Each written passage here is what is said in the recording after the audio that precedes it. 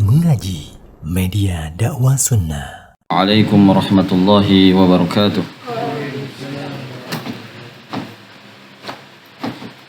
Innal hamdalillah nahmaduhu wa nasta'inuhu wa nastaghfiruh. Wa na'udzu billahi min shururi anfusina wa min sayyiati a'malina. May yahdihillahu fala mudilla lahu wa may yudlilhu fala hadiya lahu. Asyhadu an la ilaha illallah wahdahu la syarika lah.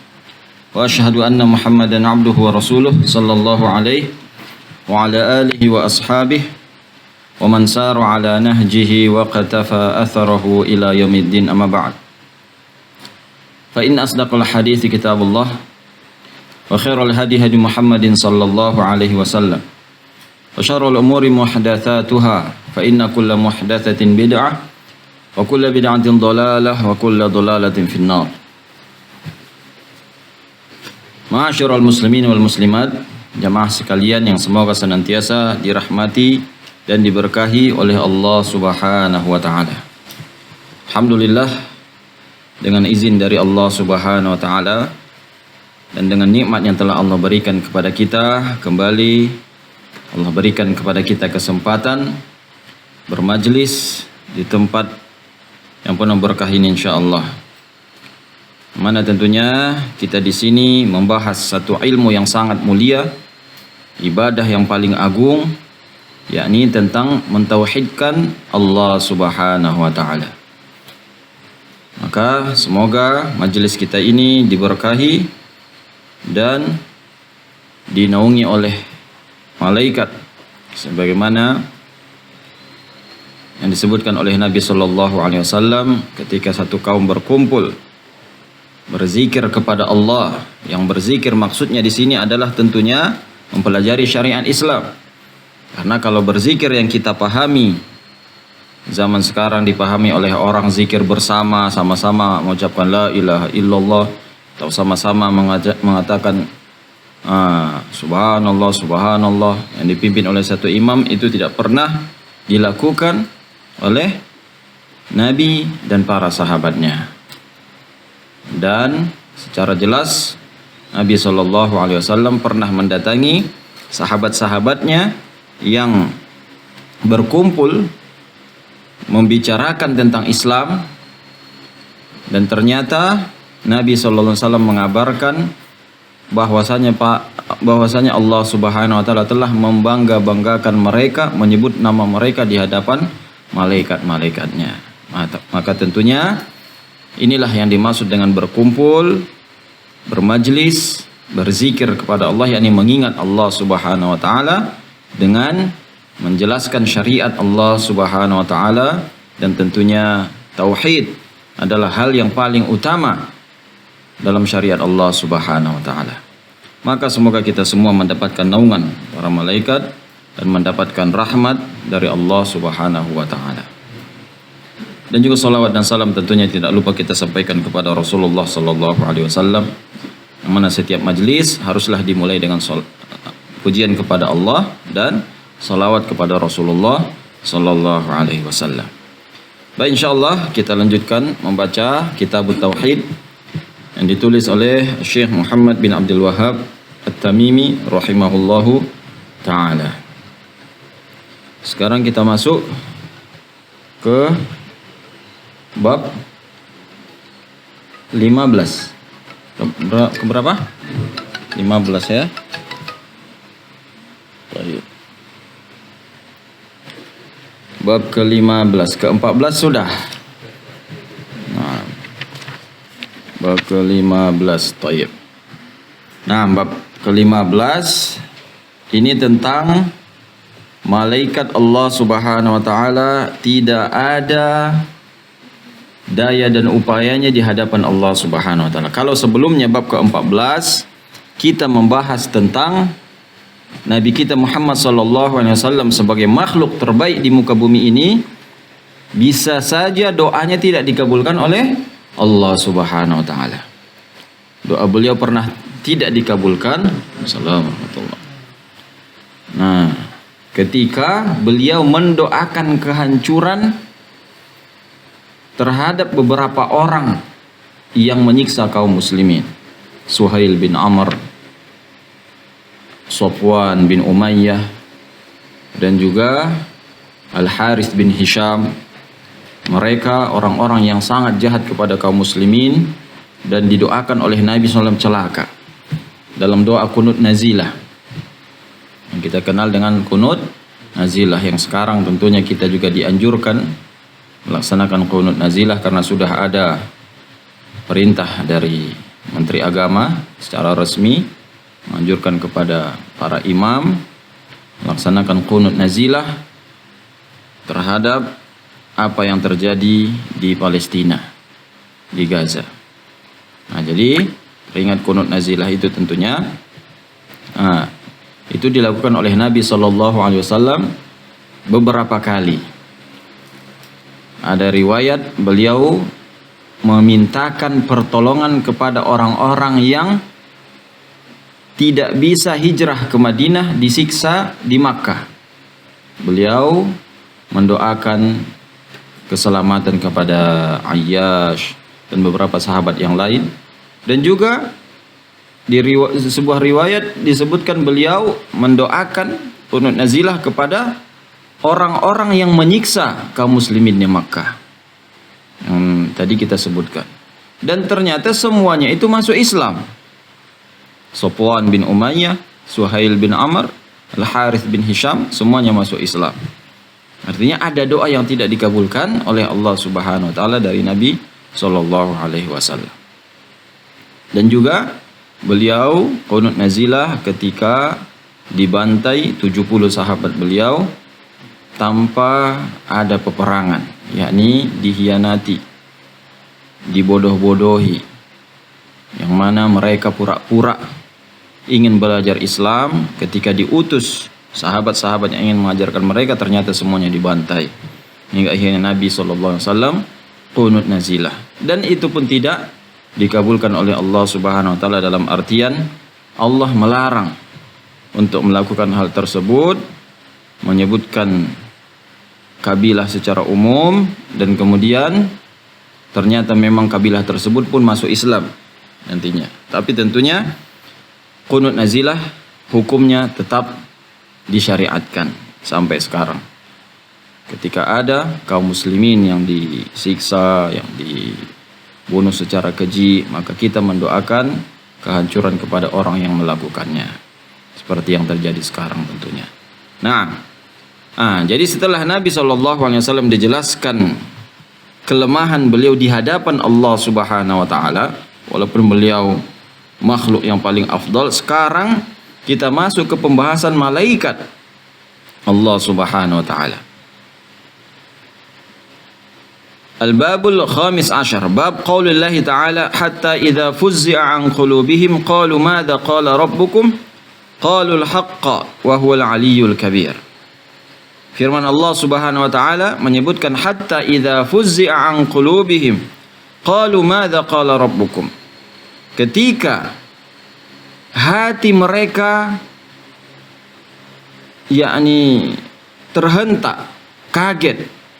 Ini siapa mereka yang dimaksud di sini? Malaikat Allah Subhanahu wa taala. Ketika Allah Subhanahu wa taala bicara di langit, nanti setelah ini akan dijelaskan tafsirnya melalui hadis Nabi sallallahu alaihi wasallam. Ketika para malaikat mendengar satu perintah dari Allah Subhanahu wa taala, mereka pun langsung pingsan. Para malaikat pingsan. Setelah sadar mereka akan bertanya, qalu madza qala rabbukum, apa yang dikatakan Allah Subhanahu wa taala? Qalul haqqa. Mereka menjawab, Allah mengatakan sesuatu yang hak, wa huwal aliyyul kabir. Nah, tafsir daripada ayat ini kita baca dalam kitab Sahihul Bukhari.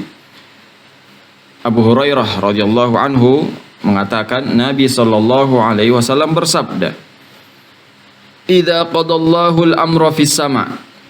Jika Allah telah menentukan satu perkara di langit, darabatil malaikatu bi ajnihatiha khada'anan liqaulih. Malaikat akan memukulkan sayap mereka ke bawah, khada'anan liqaulihi, tunduk terhadap perintah Allah Subhanahu wa taala. Ka'annahu silsilatun ala Safwan, bagaikan rantai yang diseret di atas batu.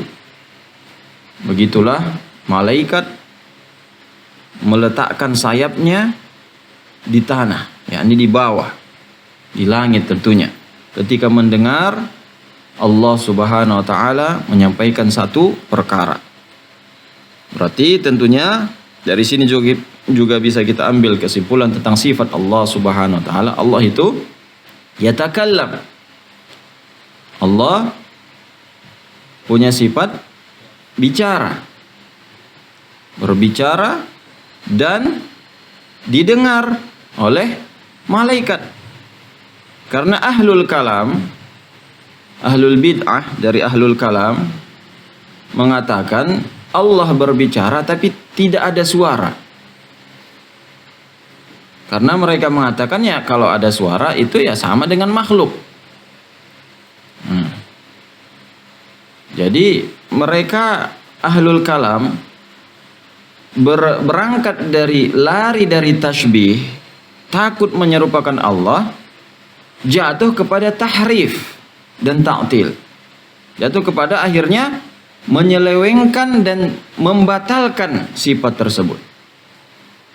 Kesalahan mereka ya lari dari tasbih jatuh kepada ta'til.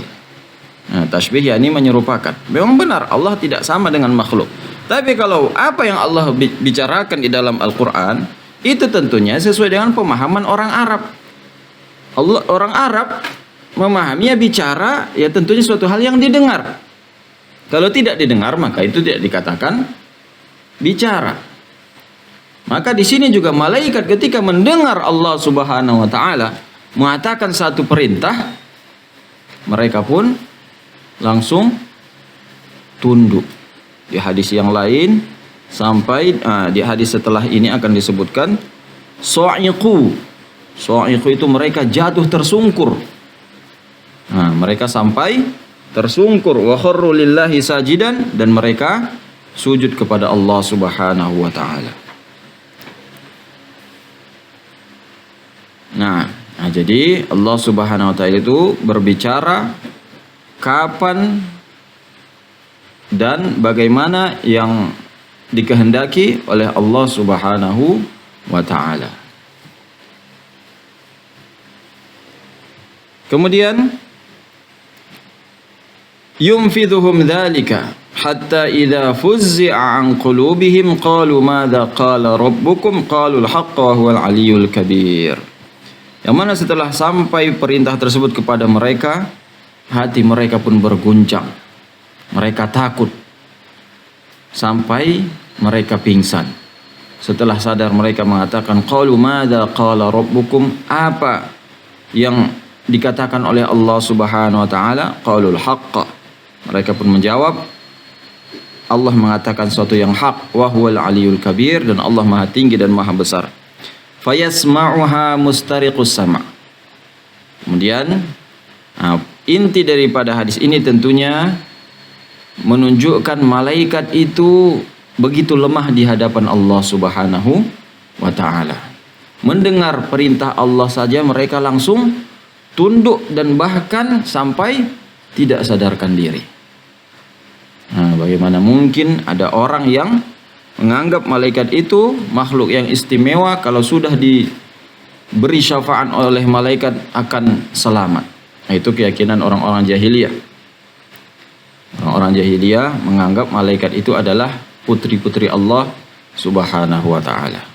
Jadi banyak juga yang menyembah malaikat di zaman Nabi Muhammad sallallahu alaihi wasallam. Fayasma'uha mustariqus sam'i. Kemudian ucapan Allah Subhanahu wa taala itu bisa jadi didengar pencuri berita. Siapa itu pencuri berita? Jin, setan yang mencuri berita ke langit. Wa mustariqus sam'i hakadha ba'duhu fawqa ba'd. Wasafahu Sufyan bikaffihi faharrafaha wa baddada baina asabi'ihi. Dan pencuri berita itu begini, yang satu dengan yang lainnya, kata Sufyan Ats-Tsauri sambil menampakkan telapak tangannya dan agak merenggangkan jari-jarinya. Begini, yakni bertingkat-tingkat ke atas. Kata Sufyan, fayasma'ul kalimah. Ketika pencuri berita tersebut mendengar kalimat yang disampaikan Allah, fayulqiha ila man tahtahu. Ia pun akan menyampaikan kepada jin yang di bawahnya. Tsumma yulqihal akhar ila man tahtahu, yang di bawahnya menyampaikan ke yang di bawahnya, hatta yulqiha ala lisani sahir awil kahin, sampai kabar tersebut disampaikan kepada tukang sihir atau dukun. Farubbama adrakahu syihab qabla an yulqiha wa rubbama alqaha qabla an yudrikahu.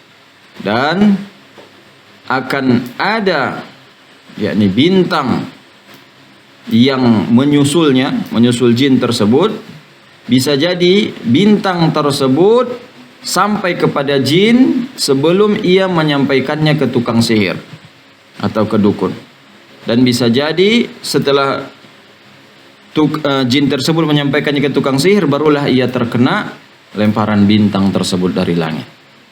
Nah, jadi bintang jelas kata Allah Subhanahu wa taala salah satunya adalah rujuman lisyayatin. Fungsi bintang itu adalah rujuman lisyayatin, untuk melempar setan-setan. Nah, jadi memang itu sudah dijelaskan dalam Al-Qur'an bahwasanya fungsi bintang salah satunya melempar jin, melempar setan yang mencuri berita di langit. Jadi 3 fungsi bintang. Pertama yang disebutkan di dalam Al-Quran tentunya Allah mengatakan yakni bintang itu zinatan lis-sama, yakni hiasan bagi langit. Kemudian bintang adalah wawalladzi ja'ala lakumun nujuma litahtadu biha fiz zulumat, untuk sebagai petunjuk ketika kita tersesat baik di lautan maupun di daratan. Itu bintang sebagai petunjuk di malam hari. Yang ketiga, rujumal lisyayatin, untuk melempar setan. Itu fungsi bintang yang disebutkan di dalam Al-Qur'an. Nah, fayuqalu alaysa qad qala lana yawma kadha wa kadha kadha wa kadha fayusaddaqu bitilkal kalimah allati sumi'at minas sama. Makanya terkadang tukang sihir atau dukun itu bisa jadi benar apa yang disampaikannya, tetapi setelah ia menyampaikan satu kalimat yang benar, setelah itu ia akan menyampaikan 100 kedustaan setelahnya. Hingga akhirnya orang pun mengatakan alaisa qad qala lana yauma kadza wa kadza kadza wa kadza, maka semua yang ia katakan pun dibenarkan oleh orang.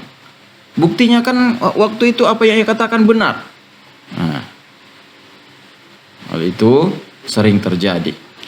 Saya juga pernah dengar waktu di kampung, ada keluarga yang kehilangan sesuatu. Ada yang mengusulkan, coba datangi dukun yang di sana. Dia itu tahu tempat di mana barang yang hilang. Ketika dikatakan, mana ada yang benar dikatakan dukun. Benar, pernah waktu itu sekali dia mengatakan di tempat fulan ternyata benar. Tetapi kemudian saya dengar orang-orang yang ke sana juga akhirnya pergi, dan setelah pergi ke sana ternyata sang dukun mengatakan suatu hal yang umum, artinya ini letaknya di bawah kasur. Entah kasur mana nggak tahu kita. Akhirnya orang pun sibuk mencari di mana-mana. Tidak ketemu juga. Nah, jadi tentunya bisa jadi apa yang ia katakan sekali itu benar, tapi tidak semua yang ia sampaikan benar. Ketika ia mengatakan satu hal yang benar, nah itu adalah berita yang ia dapatkan dari jin, dan jin itu berhasil mendapatkan dari langit tentang hal tersebut. Jadi jangan pernah kita percaya kepada dukun, dan itu sudah jelas disampaikan oleh Nabi SAW di sebuah di hadis yang muttafaq alaih diriwayatkan oleh Imam Bukhari wa Muslim, ketika Aisyah mengatakan, Aisyah bercerita, sa'ala unasun Rasulullah sallallahu alaihi wasallam anil kuhan. Orang-orang mempertanyakan kepada Nabi sallallahu alaihi wasallam tentang para dukun. Beliau mengatakan, laisu bisyai', mereka itu tidak ada apa-apanya. Qalu ya Rasulullah fa innahum yuhadditsuna ahyanan asyai' yakunu haqqan. Mereka terkadang mengatakan sesuatu dan dia benar. Maka beliau pun mengatakan, tilkal kalimah minal haq yakhtifuhal jin. Kalimat yang benar itu adalah berita yang berhasil disambar oleh jin, dan ia masukkan ke telinga walinya, kawannya, seperti qarrat dajajah, seperti ayam yang mematuk. Fayakhlituna fiha aksar min mi'ati kadhibah. Setelah itu ia akan mencampurnya lebih dari 100 kedustaan. Muttafaqun alaih, hadis riwayat Bukhari dan Muslim. Nah, jadi jelas di zaman Nabi SAW juga banyak dukun tentunya. Di zaman Nabi SAW dukun menjadi rujukan utama. Ulamanya orang di zaman Nabi SAW sebelum Nabi diutus. Dan terkadang memang apa yang mereka sampaikan itu benar. Dan kalau kita ingat bagaimana sejarah sebelum Nabi lahir, ayahnya Nabi kita, siapa ayah Nabi Muhammad SAW? Abdullah bin Abdul Muttalib. Hampir beliau disembelih oleh Abdul Muttalib. Kenapa? Karena Abdul Muttalib pernah bernazar, kalau saya punya anak 10 laki-laki dan semuanya menjadi orang yang bisa membelaku, aku akan sembelih satu untuk Allah Subhanahu wa taala. Nah, itu nazarnya, menyembelih anak kalau punya 10 anak. Dan ternyata setelah punya 10 anak, ia pun ingin melaksanakan nazarnya. Diundi, yang keluar namanya adalah Abdullah. Sampai 2 kali diundi tetap Abdullah yang keluar namanya. Untung ada dukun. Nah, ini dia. Terakhir apa kata orang-orang Quraisy? Wahai Abdul Muttalib, jangan kamu lakukan itu, nanti itu menjadi sunnah, menjadi kebiasaan. Setiap orang punya 10 anak laki-laki, jadi dikorbankan 1. Mari kita datangi dukun fulan. Nah, maka mereka pun mendatangi seorang dukun, minta pendapat. Sampai akhirnya dukun tersebut pun mengatakan, begini saja, bagaimana cara kalian mengetahui apakah Tuhan kalian ridho atau tidak? Nah, biasanya orang-orang Quraisy di Ka'bah itu ada 3 anak panah. Model anak panah, yang mana tulisannya tentunya yang pertama laksanakan, yang kedua jangan, yang ketiga ulangi. Nah, 3 anak panah. Mereka setiap mau melakukan satu perkara atau berangkat pergi, mereka mengundi pergi ke Ka'bah, minta penjaga Ka'bah itu mengambilkan undiannya, yakni bagaimana kira-kira perjalanannya bagus atau tidak. Maka ketika keluar tulisan jangan, berarti besok ulangi lagi sampai keluar, laksanakan. Maka dukun tersebut mengatakan, begini saja, pergi kembali ke Makkah, kemudian ambil undian tersebut, dan berapa diat. Diat itu adalah denda ketika membunuh 1 orang di antara kalian, 10 onta, kata Abdul Muttalib. Maka ambil kalau keluar jangan, berarti tambah lagi 10 onta. Kalau keluar lagi jangan, ambil lagi 10 onta sampai keluar, laksanakan. Maka berarti Tuhan kalian telah ridho, kata dukun tersebut. Nah, maka akhirnya dilaksanakan, diambil 1 anak panah, keluar jangan, berarti 10 tabungannya. Diambil lagi jangan, berarti 20. Diambil lagi sampai 10 kali, 100 onta barulah keluar, laksanakan. Akhirnya sampai sekarang diat itu denda bagi nyawa yang dihilangkan itu 100 ekor onta. Nah, jadi di zaman Rasulullah SAW itu dukun itu bisa jadi solusi. Nah, tapi tentunya apa yang mereka sampaikan itu hanya satu yang benar, 100-nya bohong. Maka setelah Islam datang, Islam pun melarang mendatangi dukun dan bahkan diancam keras tentunya bagi orang yang mendatangi dukun itu sholatnya tidak diterima 40 hari, 40 malam. Kemudian kalau dia mempercayai perkataan dukun tersebut, maka dia terhitung kafir terhadap Al-Quran. Terhitung kafir terhadap apa yang diturunkan kepada Rasulullah SAW. Tidak percaya kepada syariat Allah Subhanahu wa taala. Jadi larangan keras tentunya mendatangi dukun. Tetapi tentunya poin yang penting yang kita bahas di sini adalah tentang malaikat Allah Subhanahu wa taala di langit adalah mereka sangat takut kepada Allah Subhanahu wa taala dan sangat lemah di hadapan Allah Subhanahu wa taala. Tidak pantas seorang hamba minta kepada selain Allah, walaupun itu malaikat. Walaupun itu malaikat. Mereka tidak ada kuasanya sama sekali di hadapan Allah Subhanahu wa taala.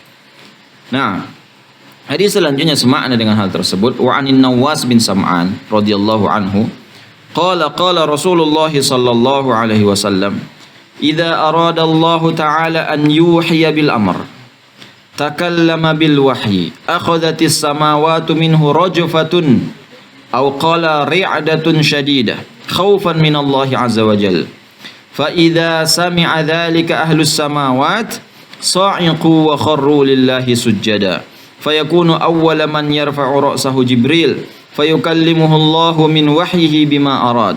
Thumma yamurru Jibrilu 'alal malaikah kullama marra bi sama'in sa'alahu malaikatuha ماذا قال ربنا يا جبريل فيقول قال الحق وهو العلي الكبير فيقولون كلهم مثل ما قال جبريل فينتهي جبريل بالوحي إلى حيث أمره الله عز وجل."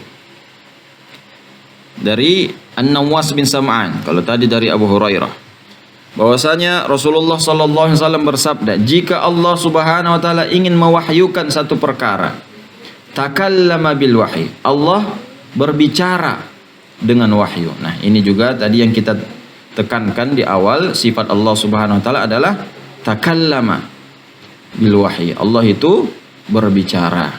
Bagaimana ini yang tidak bisa kita ceritakan atau kita kaifiyahkan bagaimana? Tentu ini pertanyaan yang bid'ah yang tidak pernah ditanyakan kepada Rasulullah sallallahu alaihi wasallam.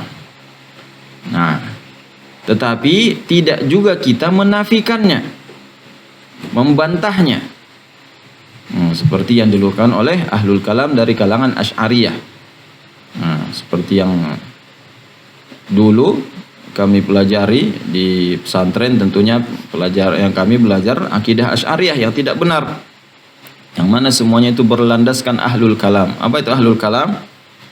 Ahlul kalam adalah filsafat, mempelajari tauhid dengan filsafat, dengan akal. Yani kita pikirkan kalau Allah Subhanahu wa taala berbicara, bagaimana berbicaranya? Apakah pakai suara? Apakah bagaimana suaranya? Nah, tentu itu semua tidak bisa kita pikirkan. Kalau yang diyakini oleh Asy'ariyah, Allah berbicara tanpa suara, tanpa huruf, tanpa suara, tanpa huruf. Nah, jadi bagaimana dengan Al-Quran? Al-Quran adalah kalamullah. Ada hurufnya. Apakah kita katakan itu bukan kalamullah? Ini tentunya kafir. Maka tentunya orang yang belajar tauhid dengan filsafat seperti ini yang menjadikan orang gila. Makanya banyak orang belajar tauhid, katanya belajar tarekat, gila. Karena mereka memikirkan suatu hal yang tidak bisa dipikirkan. Apa susahnya kita terima Allah berbicara tapi tidak sama dengan makhluk? Bagaimana? Wallahu a'lam. Karena kita tidak tahu bagaimana Allah Subhanahu wa taala. Selesai. Makanya ujung-ujungnya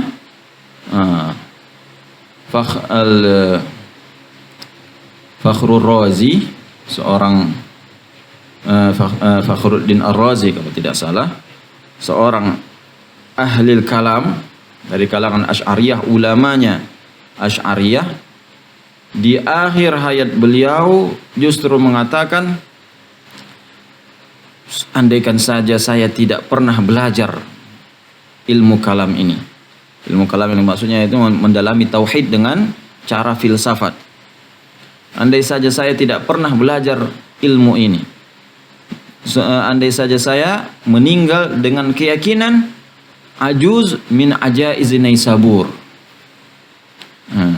yakni dengan keyakinan nenek-nenek yang ada di Naisabur.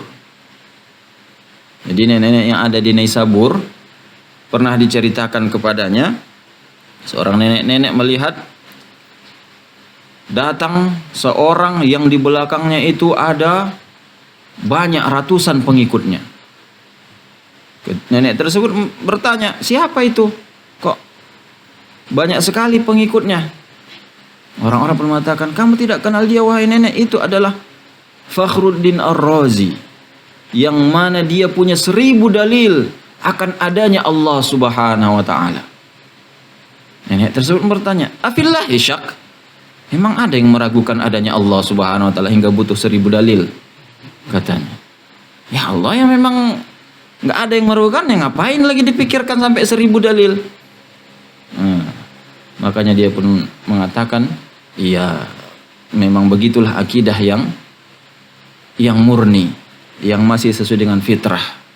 Akhirnya Ibn mengatakan, andaikan saja saya sama akidahnya seperti nenek-nenek Naisabur, tidak tahu apa-apa, yang penting beriman kepada Allah Subhanahu wa taala, terima apa adanya yang ada sesuai dengan Al-Qur'an dan hadis. Nah, ketika Allah Subhanahu wa taala berbicara, akhadhatis samawati minhu rajfah. Nah, ini tadi tidak ada di hadis yang pertama, yakni langit bergetar. Ketika Allah Subhanahu wa taala ingin menyampaikan wahyu, yakni berbicara menyampaikan satu wahyu, akhadhatis samawati minhu rajfah aw qala ra'datun syadidah. Langit bergetar dengan getaran yang hebat. Khaufan minallah, karena takut kepada Allah Subhanahu wa taala. Jadi langit, benda mati, itu semua adalah hamba Allah Subhanahu wa taala. Semua benda ini adalah hamba Allah Subhanahu wa taala. Jangan kita kira batu, pohon ini, meja ini tidak bertasbih kepada Allah Subhanahu wa taala. Semuanya adalah makhluk Allah yang bertasbih kepada Allah Subhanahu wa taala. Walakin la tafqahuna tasbihahum, tapi kalian tidak memahami tasbih mereka, kata Allah Subhanahu wa taala.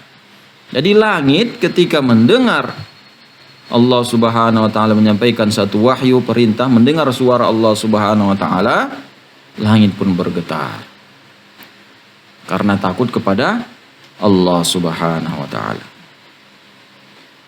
Nah, fa idza sami'a dzalika ahlus samawat, kalau penduduk langit mendengar hal tersebut, sa'iqu, mereka pun akan pingsan. Wa kharru lillahi sujada, dan mereka tersungkur sujud kepada Allah Subhanahu wa taala, tidak sadarkan diri. Tersungkur, sujud, tidak sadarkan diri. Jadi pingsannya dalam keadaan sujud kepada Allah Subhanahu wa taala. Fayakunu awwala man yarfa'u ra'sahu Jibril. Maka yang pertama kali akan mengangkat kepalanya adalah Jibril. fayukallimuhu Allah min wahyihi bima arad. Maka Allah pun menyampaikan wahyu apa yang Allah kehendaki. Nah, jadi tadi belum sempat Allah menyampaikan sesuatu yang dipahami oleh para malaikat, mendengar suara langsung semuanya tidak sadarkan diri. Yang pertama kali sadar mengangkat kepalanya siapa? Jibril. Barulah saat itu Allah menyampaikan perintahnya, menyampaikan wahyunya. Nah, setelah itu barulah malaikat yang lain pun bertanya kepada Jibril. Summa yamuru Jibrilu 'alal malaikah. Kemudian Jibril pun lewat dari langit yang ke-7, tentunya turun ke langit yang ke-6, ke langit yang ke-5, ke langit yang ke-4, ke-3, ke-2, ke-1 sampai menyampaikan wahyu kepada siapa yang dikehendaki oleh Allah Subhanahu wa taala. Kullama marra bisama'in sa'alahu malaikatuha. Setiap Jibril melewati langit, melewati satu langit, yang ke-6, ke-5, ke-4, seterusnya, sa'alahu malaikatuha. Barulah malaikat-malaikatnya bertanya, "Madza qala rabbuna ya Jibril?" Apa yang dikatakan oleh Rabb kita wahai Jibril? Fayaqulu qala al-haq. Jibril pun mengatakan, Allah mengatakan al-haq. Nah, menyampaikan tentunya beritanya. Apa yang disampaikan oleh Allah Subhanahu wa taala. Wa huwal aliyul kabir, dan Allah Maha tinggi dan Maha besar. Fayaquluna kulluhum misla ma qala Jibril. Maka semuanya pun mengatakan seperti yang dikatakan oleh Jibril. Fayantahi Jibrilu bil wahyi ila haitsu amarahu Allah. Maka Jibril pun menyampaikan wahyu kepada orang yang sudah diperintahkan oleh Allah Subhanahu wa taala. Nah, jadi dua hadis ini yang menjadi pembahasan kita, yang menunjukkan malaikat itu begitu lemah di hadapan Allah Subhanahu wa taala. Baru Allah Subhanahu wa taala ingin menyampaikan wahyu, mendengar suara Allah Subhanahu wa taala, semuanya bergetar, tidak ada yang tahan, tidak ada yang sanggup, sampai langit pun ikut bergetar. Apalagi malaikatnya tentunya. Malaikat Allah pun tersungkur semuanya, sujud, tidak ada yang sadarkan diri. Maka ini menunjukkan kebesaran Allah, dan tidak ada kesanggupan makhluk bagaimanapun kedudukannya di hadapan Allah Subhanahu wa taala. Maka ini semua menguatkan kita agar menggantungkan hati kepada Allah, jangan kepada makhluk. Semua makhluk tidak ada daya dan upayanya di hadapan Allah Subhanahu wa taala. Walaupun itu malaikat sendiri. Yang kita tahu malaikat adalah makhluk yang paling besar, yang paling kuat, yang paling taat, yang paling dekat dengan Allah Subhanahu wa taala. Yang tentunya doanya paling makbul. Tapi mereka tetaplah makhluk Allah yang tidak ada kuasanya sama sekali di hadapan Allah Subhanahu wa taala. Maka kalau ingin berdoa, ingin istighatsah, minta pertolongan, jangan kepada siapa-siapa, walaupun itu kepada malaikat, mintalah kepada Allah Subhanahu wa taala. Nah, ini hadis ini tentunya menguatkan tauhid kita kepada Allah Subhanahu wa taala. Menguatkan keyakinan kita kepada Allah Subhanahu wa taala. Bagaimana agungnya Allah, bagaimana besarnya Allah. Ini tentunya yang sangat kita butuhkan. Menanamkan di hati kita akan kebesaran Allah, kuasa Allah, kehebatan Allah, dan semua makhluk selain Allah adalah lemah, tidak ada apa-apanya. Maka tentunya apalagi keadaan sekarang tentunya yang kita lihat, kita tidak punya daya dan upaya. Barusan beberapa hari waktu yang lalu saya melihatnya ini salah satu video dari Syekh Mustafa Al-Adawi, seorang ulama Mesir, ulama Ahlu Sunnah, yang beliau tentunya menerima telepon dari seluruh dunia mempertanyakan masalah-masalah agama. Tentu banyak yang mempertanyakan masalah Palestina sekarang. Bagaimana kita begitu hina, wahai Syekh, kenapa kamu tidak mengangkat bendera biar kami ikut bersamamu? Beliau mengatakan, dari mana kita punya senjata, kita tidak bisa berbuat apa-apa. Tapi kita punya Allah. Kita punya Allah. Ketika orang tersebut mengatakan, wahai Syekh, kenapa pemimpin-pemimpin diam, pemimpin-pemimpin Arab semuanya diam? Mereka semua adalah hamba Allah. Mereka tidak sanggup berbuat apa-apa. Kita punya Allah. Beliau selalu mengingatkan kita bergantung kepada Allah Subhanahu wa ta'ala. Nah, karena tentunya pertolongan bukanlah dengan senjata yang canggih, pasukan yang banyak. Pertolongan hanya dengan mendekatkan diri kepada Allah Subhanahu wa ta'ala. Apalagi ini berkaitan dengan Islam. Kalau berkaitan dengan dunia, antar negara, kita bisa membanggakan senjata kita, pasukan kita. Tapi ini berkaitan dengan Islam, kaum muslimin, maka Islam, kata Umar bin Khattab, hanya bisa berjaya dengan pertolongan Allah Subhanahu wa ta'ala. Nahnu qaumun a'azzanallahu bil Islam. Famahma bataghayna al-'izzah min ghairi al-Islam adzallana Allah. Kita ini umat yang hanya berjaya karena melaksanakan ajaran Islam. Kalau kita mencari kemuliaan dari jalan selain Islam, maka Allah akan hinakan kita. Makanya apa yang bisa kita lakukan terhadap saudara-saudara kita di Palestina, tentunya yang pertama kita menggantungkan diri kepada Allah Subhanahu wa ta'ala. Hati kita rapatkan hubungan dengan Allah Subhanahu wa ta'ala. Kita eratkan hubungan dengan Allah Subhanahu wa ta'ala. Kita ajak kaum muslimin untuk mendekatkan diri kepada Allah Subhanahu wa ta'ala. Mustahil pertolongan Allah datang kalau kebanyakan penganut Islam justru berperang melawan Allah Subhanahu wa ta'ala. Berperang bagaimana berperang? Dengan mereka melakukan transaksi riba. Kalau kita lihat data sekarang luar biasa. Orang yang melakukan riba sekarang tentunya begitu mudah, pinjaman-pinjaman online yang jumlahnya sangat banyak sekali. Yang tentunya semua itu adalah pekerjaan berperang melawan Allah Subhanahu wa ta'ala. Nah, bagaimana mungkin kita harapkan pertolongan Allah datang kalau kebanyakan dari kita justru berperang melawan Allah Subhanahu wa ta'ala. Nauzubillah min dzalik. Maka susah sekali kita mengharapkan kemenangan bagi Islam kalau keadaannya seperti ini. Hanya dua yang Allah minta kepada kita agar kita menjadi pemimpin di muka bumi ini.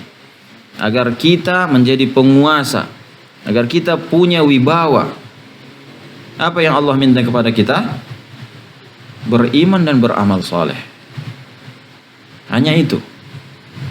Itu Allah sebutkan dalam surah An-Nur. Wa'adallahu alladhina amanu minkum wa amilus salihat la yastakhlifannahum fil ard kama istakhlafa alladhina min qablihim wala yumakkinanna lahum dinahum alladhi irtada lahum wala yubaddilannahum min ba'di khawfihim amna ya'budunani la yusyrikuna bi syai'a wa man kafara ba'da dzalika fa ulaika humul fasiqun.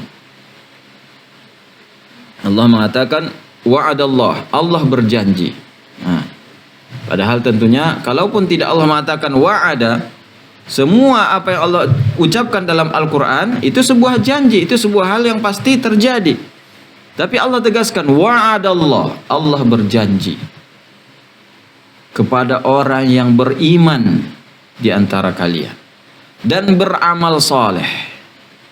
Nah, ini dia yang beriman dan beramal saleh. La yastakhlifannahum fil ard, Allah akan jadikan mereka pemimpin di bumi. Kama stakhlafal ladzina min qablihim, sebagaimana orang-orang sebelum mereka menjadi khalifah sebagai pemimpin. Orang-orang sebelum kita siapa itu?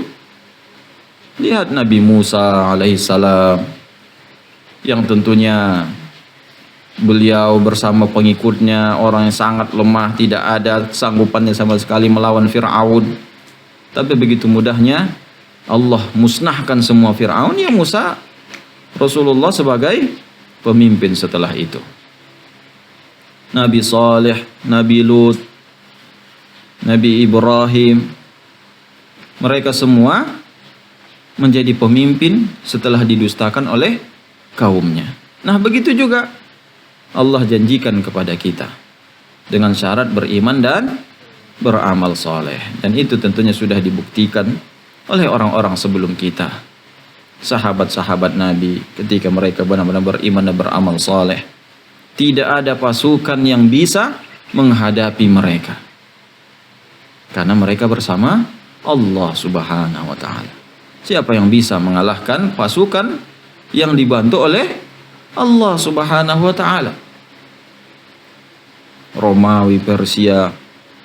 Dan kalau sekarang tentunya diibaratkan itu mereka adalah Amerika, Rusia, Cina, yang tentunya terdepan dalam teknologi, dalam jumlah pasukan. Begitulah keadaan di zaman Rasulullah SAW. Di zaman para sahabatnya tidak ada bedanya dengan zaman sekarang. Zaman sekarang musuh-musuh kita lebih unggul dari sisi teknologi, dari jumlah pasukan, sama dengan di zaman Rasulullah SAW dan para sahabatnya. Dan mereka mendapatkan kemenangan ketika mereka merealisasikan dua hal ini, beriman dan beramal soleh. Dan itu juga yang dijelaskan oleh jenderalnya Romawi. Ketika Raja Romawi heran dan bertanya kepada jenderalnya, kenapa kita yang tentunya tentara kita terkenal dengan kehebatannya, kok bisa kalian tidak bisa mengalahkan orang-orang yang tinggal di padang pasir sana? Apa senjata mereka lebih canggih? Apa mereka lebih kuat? Pasukan mereka lebih banyak? Apa mereka lebih terlatih? Kapan mereka latihan perang? Maka jenderalnya pun mengatakan, mereka itu kaum ruhbanun fil lail fursanun fin nahar. Mereka itu kalau di malam hari itu menjadi rahib. Nah, mereka mengatakan tentunya mereka kenal rahib. Apa itu rahib? Nah, pendeta, yakni yang hanya berhubungan dengan Allah, memutuskan hubungan dengan dunia. Di malam hari mereka sebagai rahib, di siang hari mereka sebagai fursan. Fursan itu yakni penunggang kuda, pendekar. Di siang hari sebagai pendekar, di malam hari sebagai pendeta. Artinya para sahabat Nabi Shallallahu Alaihi Wasallam, mereka di malam hari itu bermunajat kepada Allah, di siang hari baru mereka berperang. Dengan begitu mereka menang dalam setiap peperangan. Bukan dengan banyaknya pasukan, bukan dengan canggihnya senjata. Maka ini tentunya yang mesti kita sadarkan kaum muslimin di zaman sekarang. Harus sering-sering tentunya kita ingatkan, kalau kita ingin menang, yang pertama kali kita lakukan adalah memperbaiki diri kita, memperbaiki keluarga kita. Orang-orang yang kita kenal, yang bisa kita ajak untuk benar-benar mencari jalan untuk mendekatkan diri kepada Allah Subhanahu wa taala. Wasilah, mencari wasilah, yakni wasilah yang dituntut tentunya dalam ayat wabtaqu ilaihil wasilah, carilah wasilah kepada Allah adalah dengan mencari amal yang paling bisa mendekatkan diri kita kepada Allah Subhanahu wa taala. Ini tentu yang pertama yang mesti kita lakukan. Nah, makanya benar yang dikatakan oleh Yahudi, karena saya dengar sebuah cerita dalam diberitakan, katanya pernah terjadi pertemuan antar negara Arab, dan ada di situ salah satu pemimpin Israel hadir di pertemuan tersebut. Nah, ketika membahas tentang Palestina, tentang apa yang dilakukan oleh Israel, sampai akhirnya saling marah dan pemimpin muslim tersebut mengatakan, Nabi kami, yakni Muhammad sallallahu alaihi wasallam, telah menyebutkan, kami akan membunuh kalian wahai orang-orang Yahudi, dan semua akan membantu kami termasuk pohon dan batu-batuan. Dan itu memang ada dalam hadis sahih Bukhari. Dan semua kalian akan mati, dan Nabi kami pasti benar. Israel tersebut dengan entengnya mengatakan, kami tahu hal tersebut, dan kami pun paham bukan kalian orangnya yang membunuh kami tersebut. Yang membunuh kami itu mungkin adalah ketika jumlah orang yang sholat subuh sama dengan jumlah orang yang sholat Jumat, kata Israel tersebut.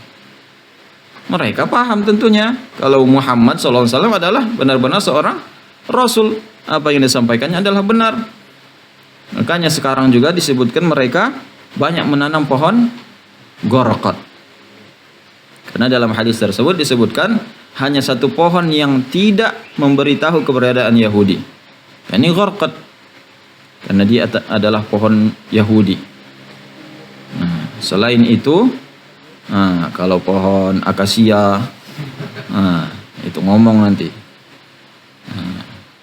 Di belakangku ada Yahudi katanya. Nah, bunuhlah. Nah, dan itu akan terjadi, tapi tentunya bukan generasi TikTok yang mengalaminya. Generasi-generasi yang sering pamer harta, generasi-generasi yang gila game, nggak mungkin. Generasi tersebut adalah generasi yang qalbuhu mu'allaqun bil masajid, yang hati mereka tergantung dengan masjid, yang dekat dengan Allah Subhanahu wa taala. Nah, jadi itu tentunya hal yang harus sering kita sampaikan kepada kaum muslimin untuk meraih kemenangan yang mesti kita fokuskan. Yang dituntut oleh Allah kepada kita hanya dua: beriman dan beramal saleh. Setelah itu kita tunggu janji Allah Subhanahu wa taala. Apa mungkin Allah ingkar janji? Tidak mungkin. Wa man asdaqu minallahi qila. Siapa yang lebih benar ucapannya dibanding Allah Subhanahu wa taala? Allah telah berjanji orang beriman dan beramal saleh akan menjadi pemimpin di muka bumi. Kita beriman, beramal soleh, setelah itu kita jalani prosesnya dengan jalan yang tidak kita sangka-sangka, maka akan Allah berikan janjinya kepada kita. Nah, baik. Jadi inilah materi kita pada kesempatan kali ini. Bagaimana lemahnya malaikat di hadapan Allah Subhanahu wa taala. Nah, baik, mungkin kita cukupkan sampai di sini. Kita buka sesi tanya jawab. Bagi ada yang mau bertanya silahkan.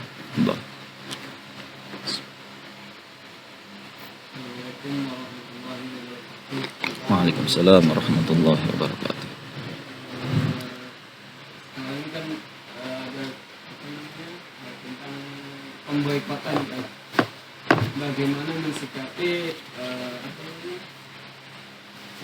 kata-kata pemboikotan, terus bagaimana cara kita menjalankan secara syariatnya, atau ada sesuatu mungkin yang produk yang diboikot tapi kita belum bisa menjelaskan. Baik. Pertanyaan yang bagus sekali, tentunya terkait dengan fatwa terbaru dari MUI tentang haramnya produk Israel. Nah, jadi apakah kita wajib mengikuti fatwa MUI tersebut atau tidak? Apakah itu berupa perintah dari pemimpin atau tidak? Nah, dari diskusi di grup Asatizah yang Anda tangkap, tentunya MUI itu bukanlah mewakili suara pemerintah.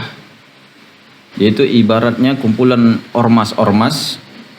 Karena di MUI itu Majelis Ulama Indonesia, yaitu tentunya utusan dari NU, utusan dari Muhammadiyah, kumpulan dari ormas-ormas itu seperti organisasi.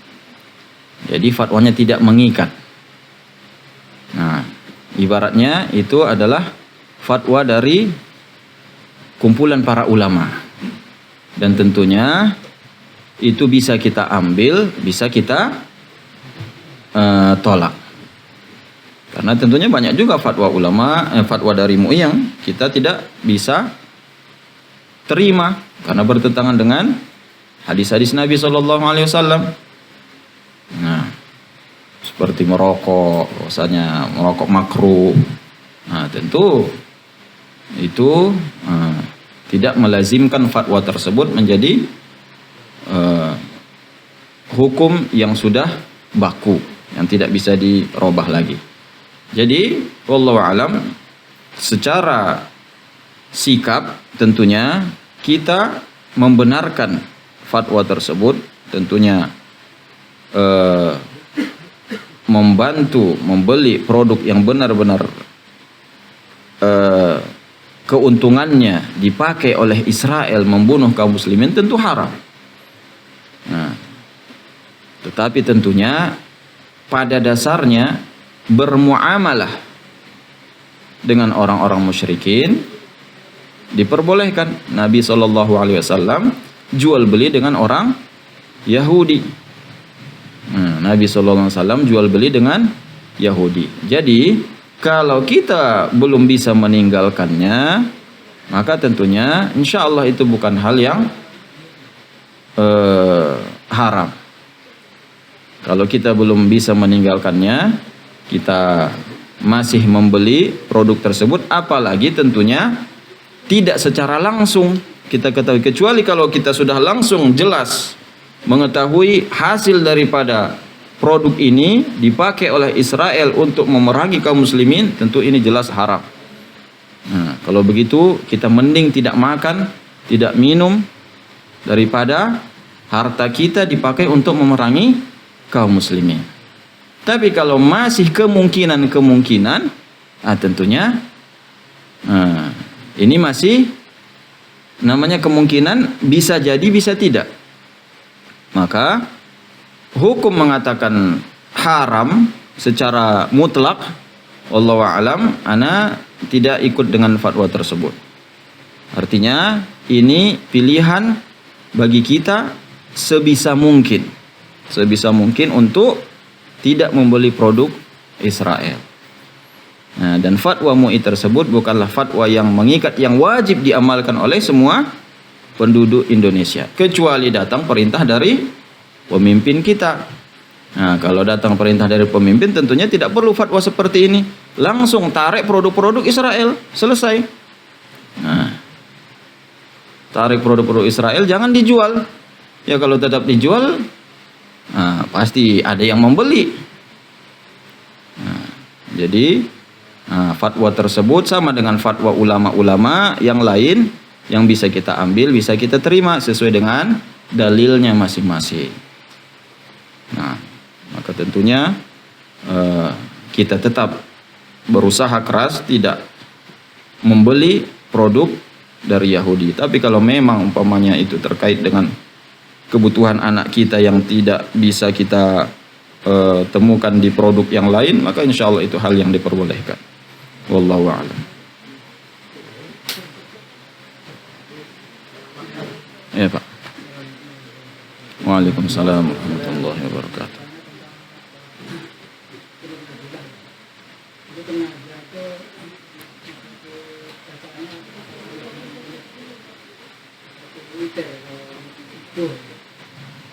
Nah, kunut nazilah, tentang kunut nazilah, apakah sama dengan kunut witir atau kunut subuh ya Pak ya? Pertanyaannya. Nah, tentang kunut nazilah tentunya pelaksanaannya sama dengan kunut witir dan kunut subuh.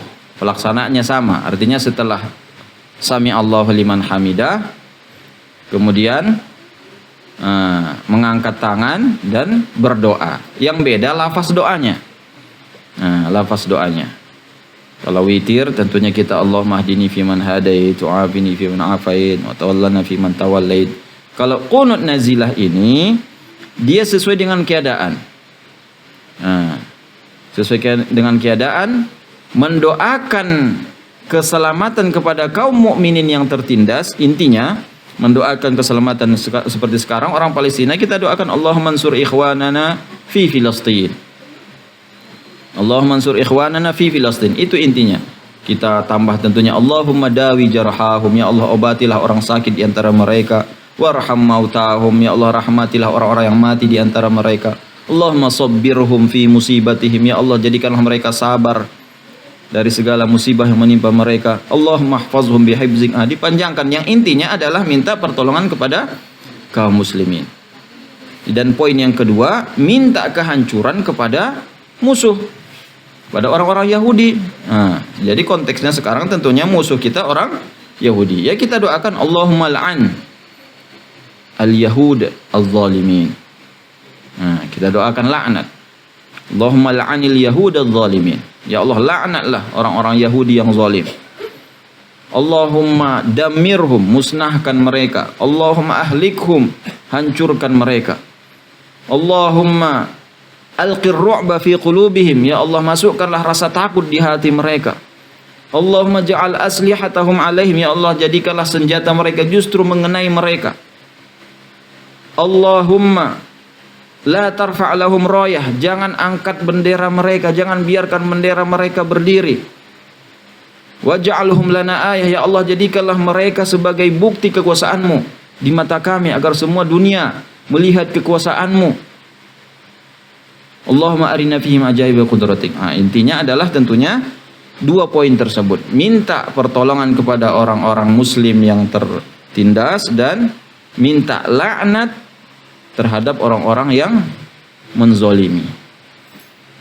Itu inti poin daripada doa kunut nazilah.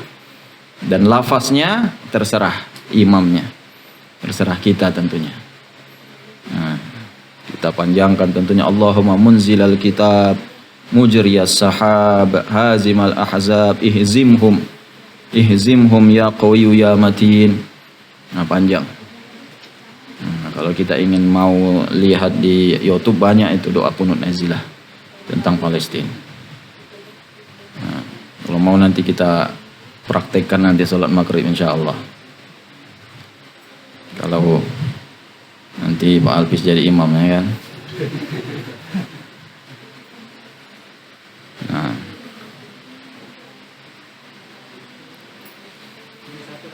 Iya Pak.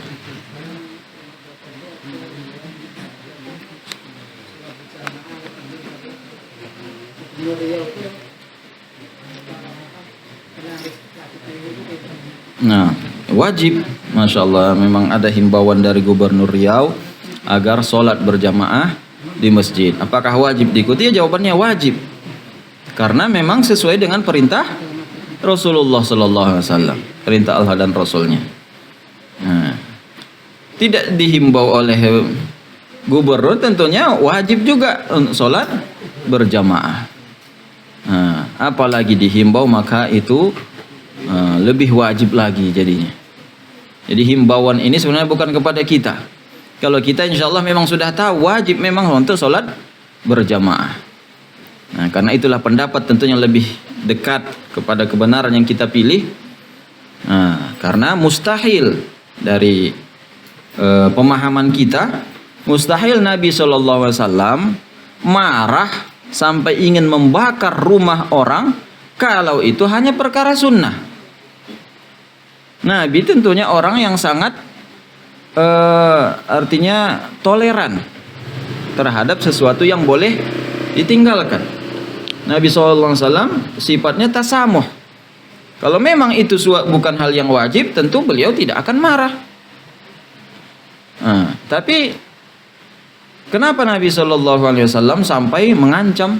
Itu tahu kita hadisnya, yang mana beliau mengatakan, kalau bukan aku berangan-angan agar orang lain menggantikanku jadi imam, kemudian aku suruh orang-orang mengumpulkan kayu bakar dan aku bakar orang-orang yang tidak sholat ke masjid.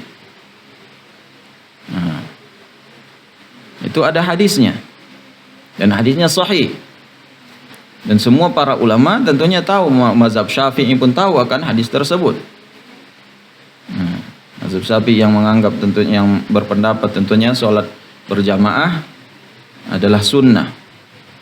Mazhab Syafi'i. Tapi Imam Syafi'i sendiri, wallahu a'lam, beliau berpendapat fardu kifayah. Nah, fardu kifayah. Nah, jadi khilaf di sini, tetapi yang lebih rajih wallahu a'lam, salat berjamaah itu hukumnya wajib. Kalau tidak salat berjamaah tanpa uzur, tentunya tanpa ada alasan yang bisa diterima, nah, maka itu Nabi ingin sekali membakar rumahnya.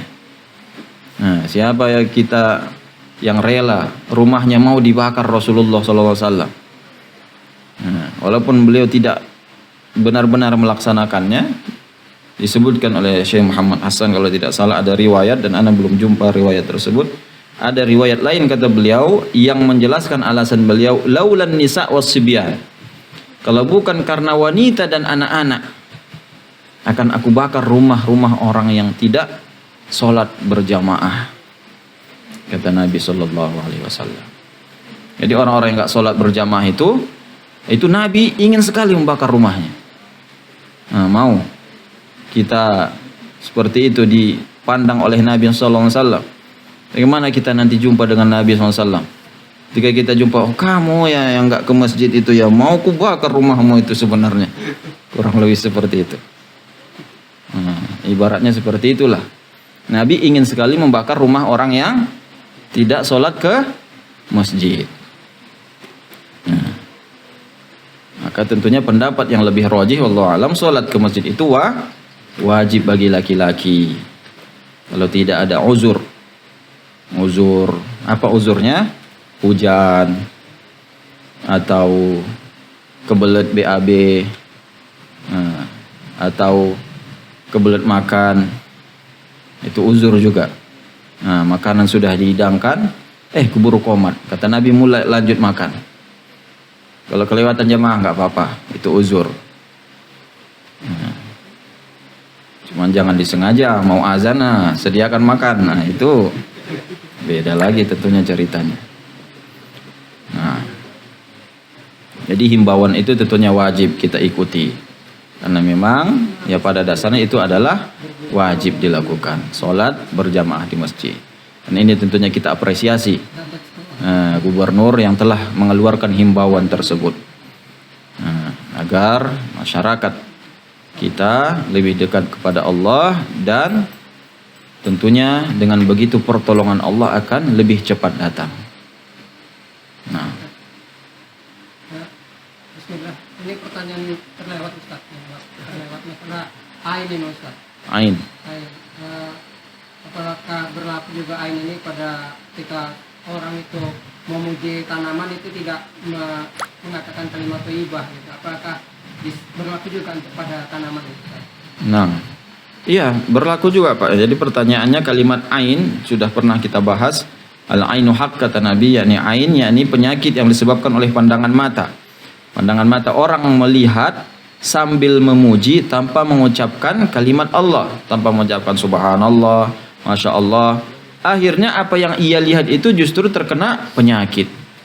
Baik itu manusia, bahkan kendaraan, apalagi tumbuh-tumbuhan yang itu makhluk hidup. Kalau kendaraan saja yang benda mati bisa seperti itu, apalagi tumbuh-tumbuhan yang makhluk hidup tentunya. Jadi semua itu umum. Tumbuhan kita dilihat orang yang tentunya punya penyakit ain, ini penyakit tentunya. Tidak semua orang yang dia punya rasa irinya tinggi, nah itu dia, yang iri dengkinya itu tinggi.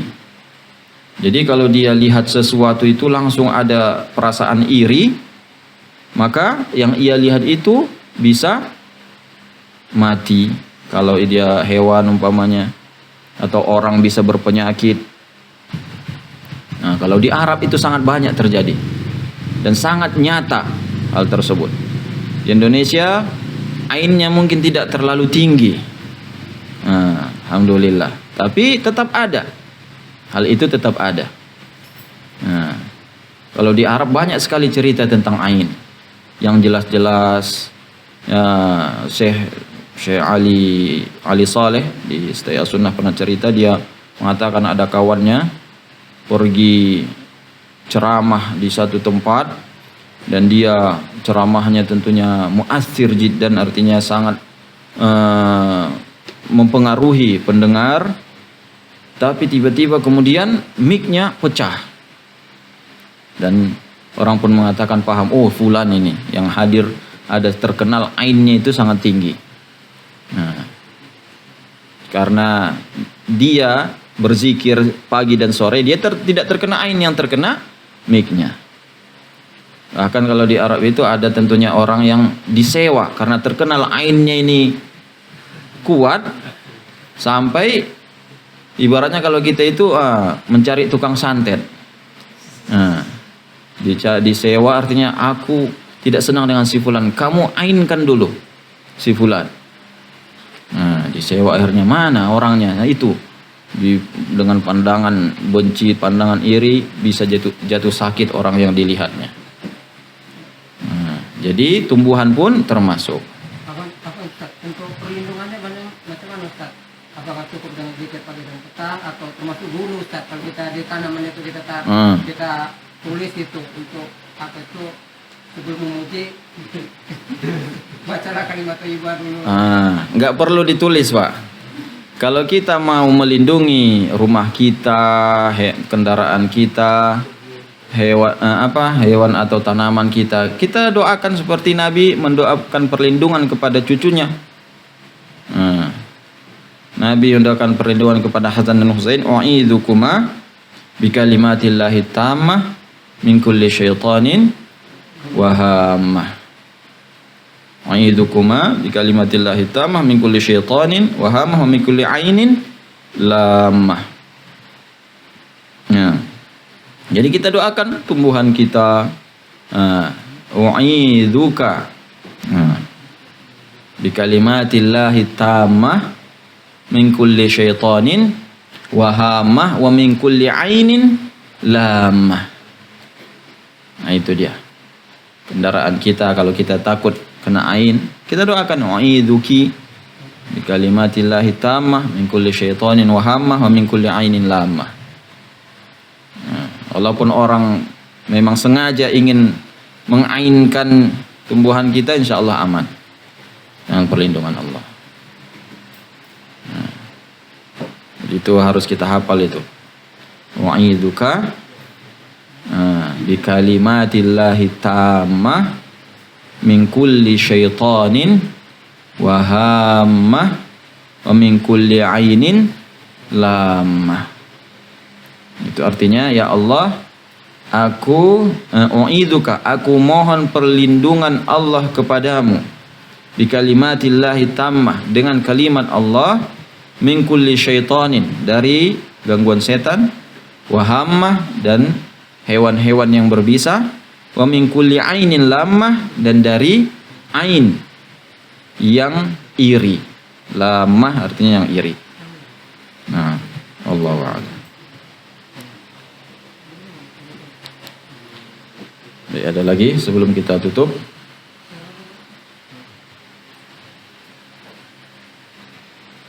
Sudah? Nah, baik, kalau tidak ada lagi pertanyaan, kita tutup kajian kita sampai di sini. Mudah-mudahan bermanfaat. Wassallallahu ala nabiyyina Muhammad walhamdulillahirabbil alamin. Subhanakallahumma wa bihamdik asyhadu an la ilaha illa anta astaghfiruka wa atubu ilaik. Wassalamualaikum warahmatullahi wabarakatuh.